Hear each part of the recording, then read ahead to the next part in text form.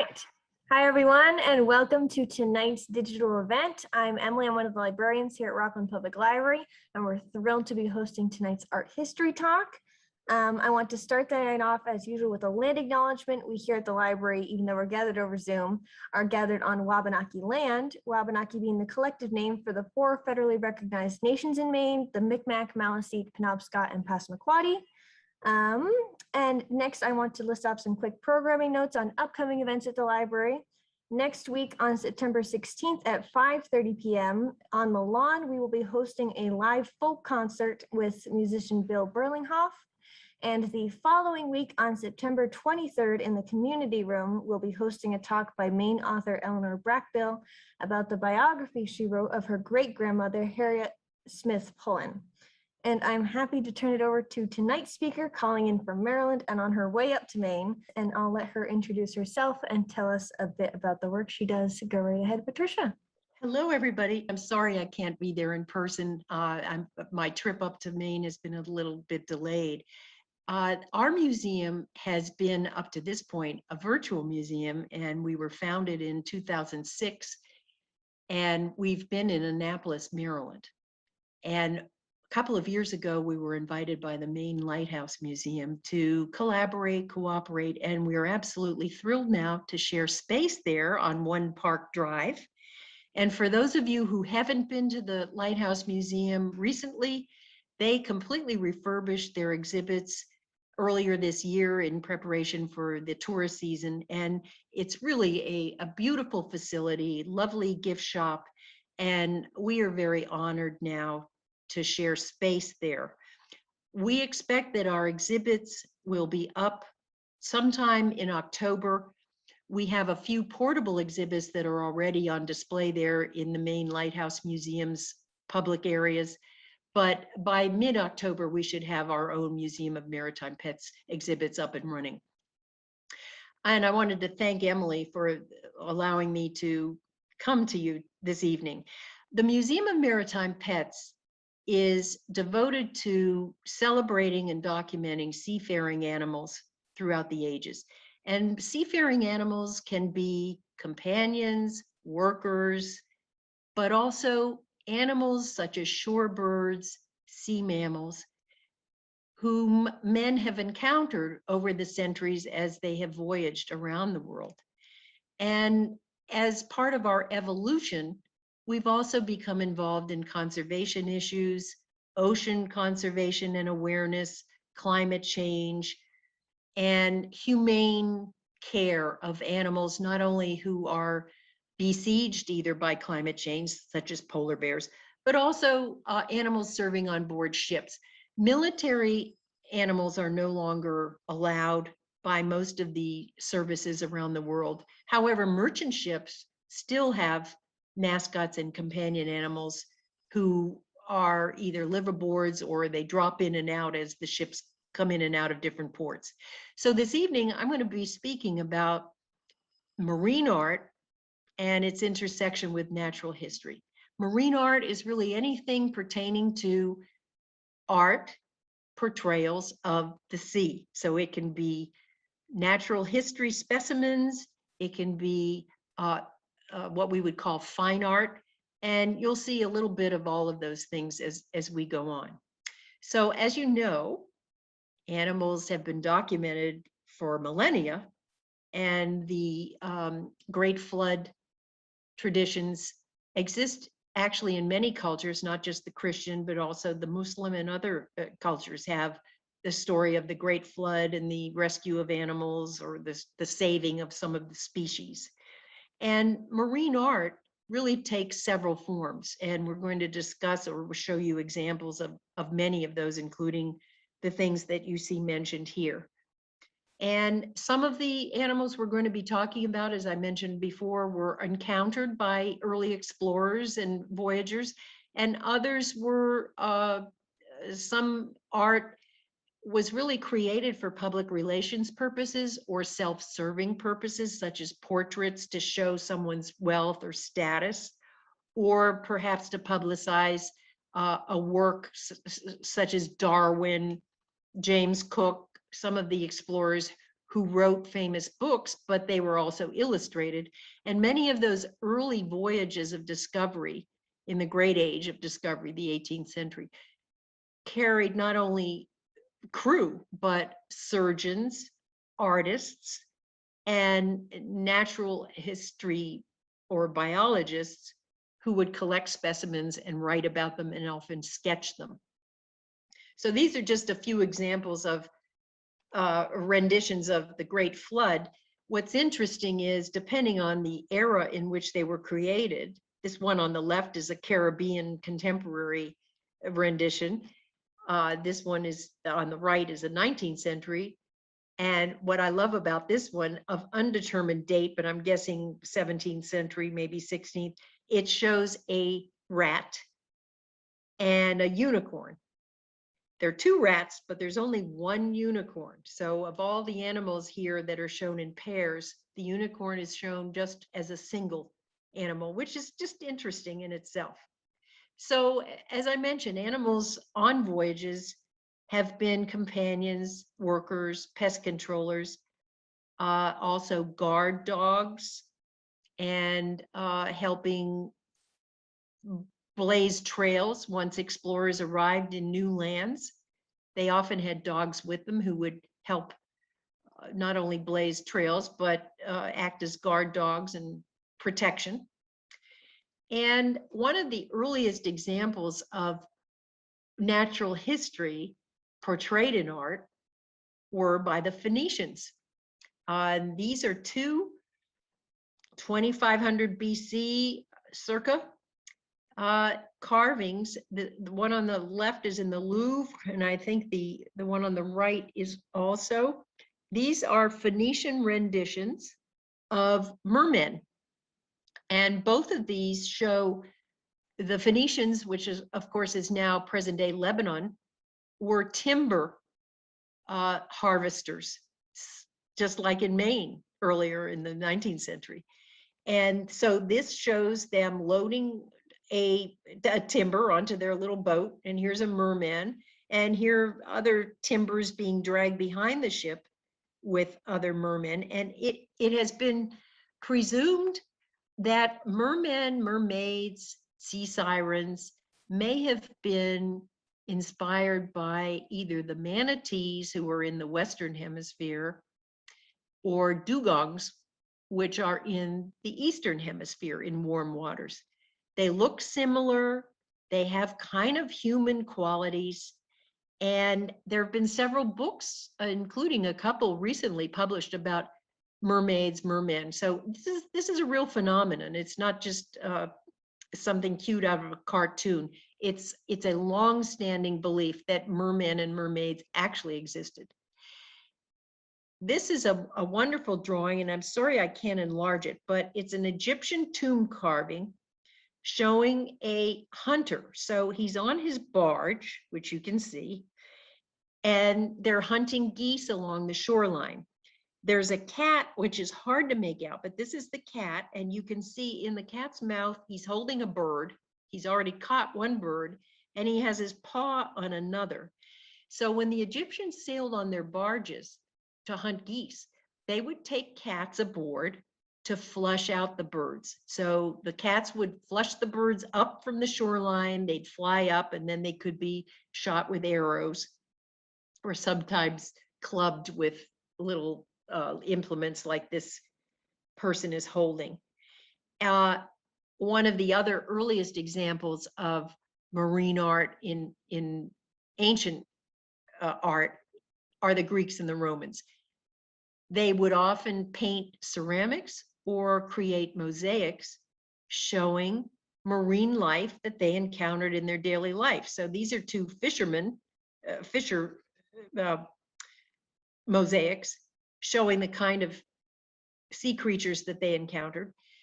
Another popular motif during the Roman period was showing Cupid riding a dolphin.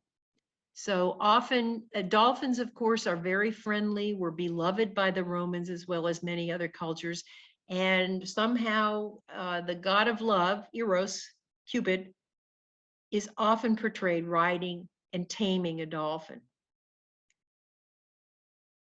In later years, during the early ages of exploration, the Renaissance period, late Middle Ages, people and artists became fascinated with not only the exotic animals that they found at the locations that they visited, but they would often take those animals into captivity and then present them as tribute to their next port of call.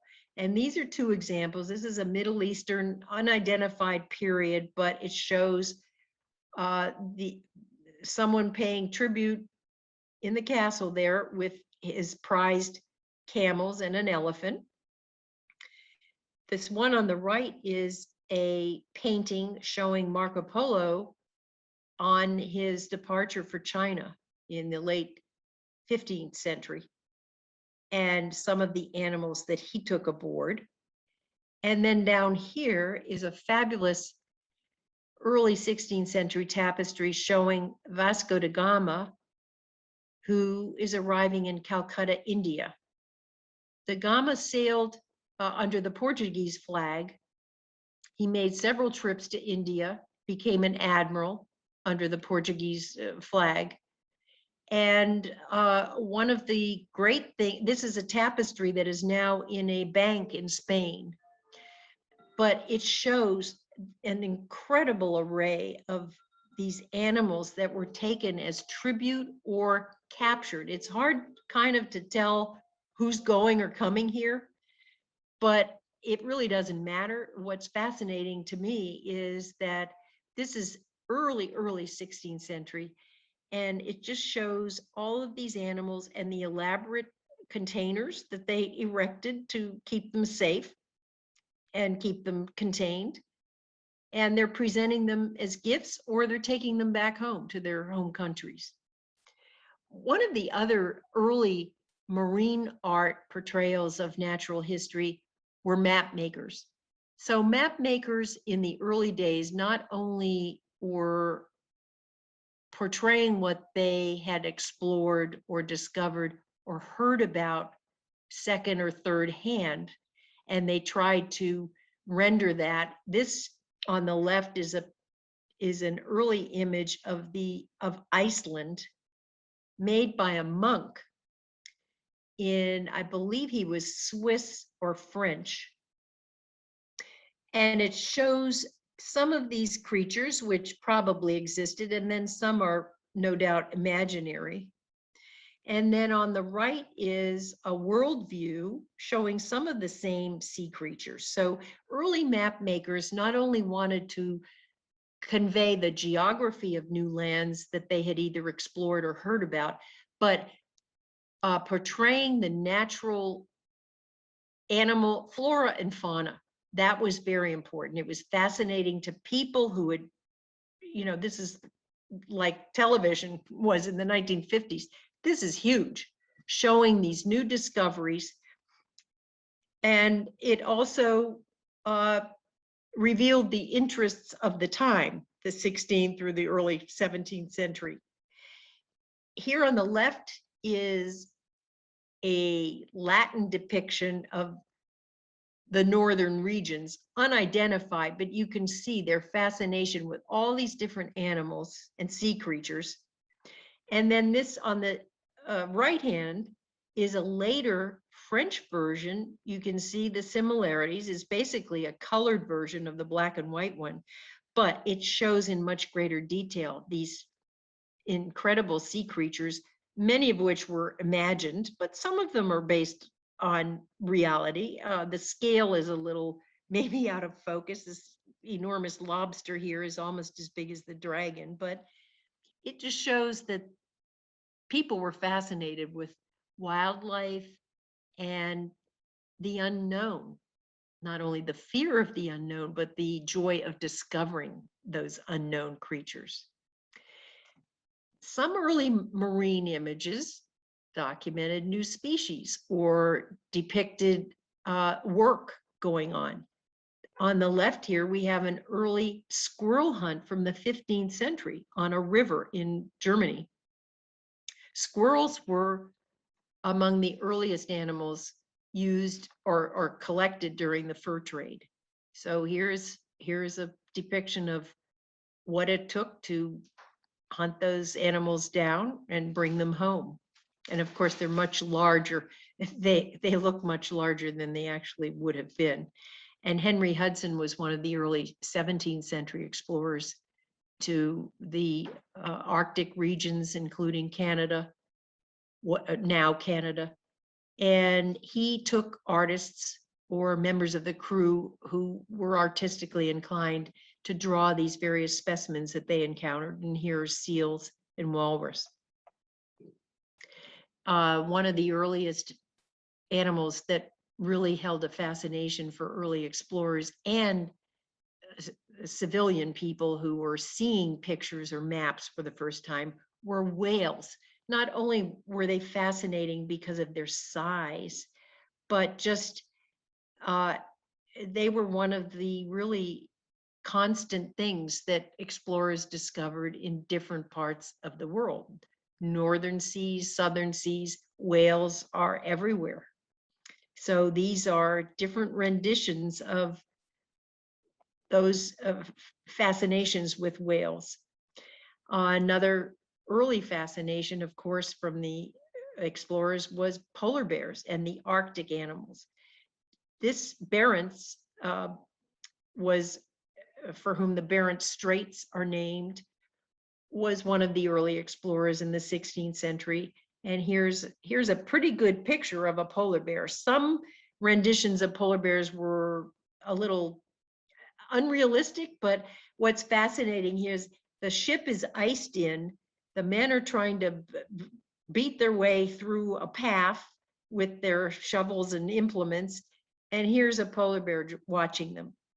I love it. And here are some later 19th century pictures, Eskimos hunting a seal, and another polar bear hunt by the British in the 17th century. And here's James Cook. James Cook, as some of you know, died in Hawaii, but he really explored almost the entire world. He explored Australia, the Arctic regions, and the Pacific. And this happens to be from one of his trips. I think he also explored the coast of Alaska. Here's one of his crew members' renditions of a seal hunt on one of their voyages. And here are more seals. And what's fascinating about this one on the right is the different kinds of seals, their sizes and their colors. Just think of how really marvelous this was for people who, some of whom maybe couldn't read, but to see these exciting pictures of new kinds of life just must have been incredible. Scrimshaw became very popular in the 19th century among whalers. Seamen whiled their time away carving, but also many of them depicted what they saw. So this is unfortunately, we don't have the date or the place where this was made, but it not only shows the whales, but the seabirds, and they look a little big for seagulls, but they all look the same. So it's some kind of bird with big wings, maybe an albatross. On the right hand is another whale hunt, and these are both Scrimshaw. Here's another, James Cook's voyage to Alaska. And George Stubbs was a famous British artist whom some of you might be familiar with. He's particularly known for his equestrian pictures, but he drew many kinds of animals.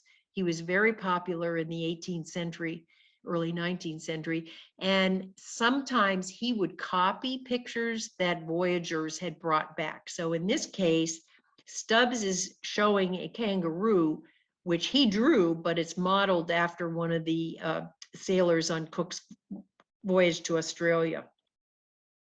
Another fascinating one for me, since it's America, is this is a picture of one of the early voyages into Yellowstone, what's now Yellowstone Park, as showing bison. people had never seen bison before. And I just love this. Getting back to what I mentioned a little while ago about public relations and marine art, some rich yachtsmen, noblemen, who had their own ships would often just go aboard to socialize. They weren't necessarily sailing to anywhere as much as just going on their boat, showing off to their friends, having some social time. But they often took their pets with them. And sometimes they would commission an artist to do their portraits. So here on the left is the gentleman yacht owner with his two favorite dogs. And on the right, the little cat peering out from under the table. I love these because it shows not only their status and their love of the beautiful interior of their yacht cabin, but the fact that they like their animals so much that they took them with them. So kind of early mascots, one would say. This is another one that's just must have struck people with such amazement. So Mungo Park was a famous Scottish explorer and physician who traveled to Africa and other places. And this is a drawing, and I don't know if Mungo himself did it or one of his crew members, one of his crewmen grappling with a crocodile, and it looks like he's doing a pretty good job. I don't know how realistic that is, but you can see the croc is quite large. But that must have been one of the earliest images of a crocodile. Another famous marine artist, of course, was James Audubon. And he traveled not only around the United States, but he also traveled in some of the Caribbean area and back and forth between France and the United States. And he would mainly travel on American riverways more than on the open water, and would portray, I mean, his art, of course, is famous. He was very realistic in his portrayals, but often to do these incredible works of art, he would kill the animal that he encountered and then pose it almost like a stuffed specimen, but he would pose it so that it would be easy for him to draw it in great detail. And that's something I didn't know about Audubon. It's something that people might find distasteful or unpleasant. I was certainly a little shocked when I first read about it, but his art speaks for itself. And because of Audubon's incredible images of unknown parts of America, this is how people who didn't travel or couldn't travel became familiar with the different geographic areas of our country. So he's one in a million. These are two pictures by the same artist, done a few years apart. Fur trading, of course, was very popular in the mid-19th century up and through the late 19th century, when some animals became extinct, including beaver. And this is a pair of trappers on the Missouri River. And when I first saw this, I thought, gee, that looks like a cat. Well, further research indicated that it's really a bear. It's a baby bear. And what we don't know is whether that bear was taken from its mother, whether it was rescued or found along their journey. But Bingham chose to portray that bear, and you can see he's tethered, so he's tied to the ship so he can't fall in. This second picture, which was done several years later, showing a similar pair of trappers, shows the bear, but this time the bear appears not to be tethered. He's loose. And the men don't seem too concerned about whether he's going to fall in. Of course, we know bears can swim, but what was fascinating, or to me, what the great mystery is, did they rescue that animal? Was he destined to be a pet? Was he going to a zoo? When zoos, of course, were just coming into being in the mid-19th century. They were still few and far between in this country, at least.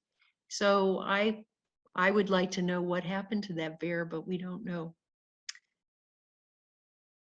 And another great example of marine art is this fabulous 19th century picture done by a British artist of some British midshipmen, and they're at leisure. So they're on their break time, and here they have a couple of exotic specimens that they must have either picked up on their voyage. I doubt whether they took them with them, but here's a monkey and a parrot. And everybody seems pretty casual. So the animals seem very well acclimated to life indoors in a dark space with lots of human company around. They don't seem particularly out of sorts or unhappy. I just love this picture because it shows monkeys and parrots were extremely popular, especially in the 19th century among voyagers. They were considered to be exotics, very desirable to collect and later sell. And the trade in those exotic species became a big thing. And of course, it still is, even with endangered or prohibited species. Trade in wildlife still goes on, even though it's prohibited in many countries and by many international treaties. Emily mentioned Micmac among the 4 native nations in Maine. This happens to be a Micmac picture from Canada, and I absolutely love it. It's mid-19th century, and it shows these very elegantly dressed Micmac Indians on their canoes hunting geese with their dogs. So here are some dogs on shore. They've either done their job or they're resting or they're getting ready to go out on the next round. And then here are, I don't know if you can see it. Here's a dog, of course, chasing the goose that's been shot. And here's another dog waiting for his turn. I just love this for so many reasons, but we don't know whether the artist who painted this was a Micmac or whether a Westerner who was accompanying the Indians on one of their voyages. It's just such a rich picture in not only showing part of their daily life, catching their dinner, working, but the way they're dressed, the way that the teepee is constructed, it's fabulous. This is at the Royal Ontario Museum in Toronto. As most of you know, photojournalism started becoming popular really almost as soon as cameras were invented, but it became particularly popular in the late 19th century and on up, of course, through the current day. Wars were documented by photography, starting with the Crimean War.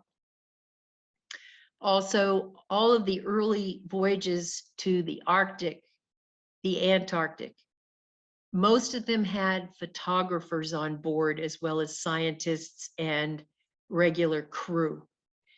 And Frank Hurley, who was an Australian, was one of the most well-known photographers. He worked on both world wars, and he sailed on several between the wars voyages, including 2 of Shackleton's voyages, including the ill-fated Endurance voyage, which is famous because Shackleton rescued his entire crew after having been stranded and the ship was iced in and then destroyed. The ship cracked and split open. And Hurley took these photographs, of course, using very cumbersome and large equipment and using glass negatives. And on this particular, on the Endurance voyage, when they had to break camp and sacrifice all the animals because they had to preserve food and make sure, well, hope for a good ending. And Shackleton took Hurley aside and before they broke camp and told him to save those glass negatives that he thought were most important. And so among those glass negatives that Hurley saved were pictures of the ship's cat, who was named Mrs. Chippy, some pictures of the dogs, the husky dogs that were used as pack animals on that voyage and on other voyages, and then pictures of some of the wildlife that they encountered. So this is from an earlier voyage showing the enormity of these seals. And then this one on the right shows the Endurance just totally iced in and cracked, and some of the sled dogs waiting. They were unfortunately had to be sacrificed in the interest of preserving food for the men. So what started as a fascination in the early centuries with ceramics and mosaics, watercolors, drawings, then evolved into matte making, watercolors, oil paintings, and then photojournalism. And of course, all of you are familiar with the National Geographic and other programs that really rely on photography. It's the new marine art. And that is my presentation. And thank you for attending this evening, and I'd be glad to take any questions some of you might have. And please do try to make it over to the One Park Drive, to the main Lighthouse Museum. It's open 7 days a week now through the end of the tourist season. And our museum will start having exhibits available about mid-October. And we intend to be open year-round. So we'll look forward to seeing you. Thank you so much. Excellent. Thanks so much, Patricia. I don't see any questions yet, but I think it's so interesting you're talking about the urge to not only record what you've seen, but like the search for discovery. I think that really echoes on in I think you just said either in the description or in the presentation, you talked about modern day nature documentaries. I think that's a lot of the same instinct. Share the sort of things you've seen. I think that's so right.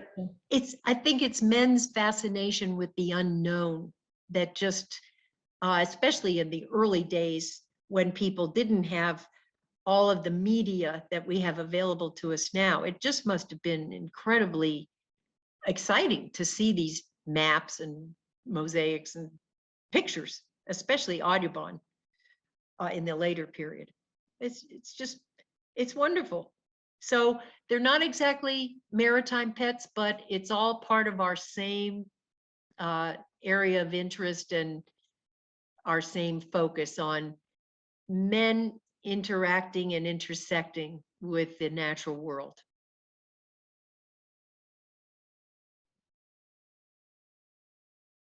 Excellent, thank you. I don't see any other questions here, but anything else you'd like to touch on before we head out for the night? No, I thank you again for letting me make this presentation, and we have several others available. We also can talk about working maritime pets, and these would be mascots or animals who've worked over the centuries, anything from elephants to horses to birds. There are many species of animals that have played a role in not only maritime exploration and discovery, but also in serving as companions and during wartime as important parts of military services around the world. And in fact, even now, some countries, including our own, use certain animals, such as dolphins, for research and reconnaissance. So they are important members of military teams and research. Excellent. Well, thanks so much, Patricia. I think that'll do it for tonight. Have a wonderful night, everyone. And thanks, Patricia, again for talking tonight, and have a wonderful night. Thank you again. Bye-bye.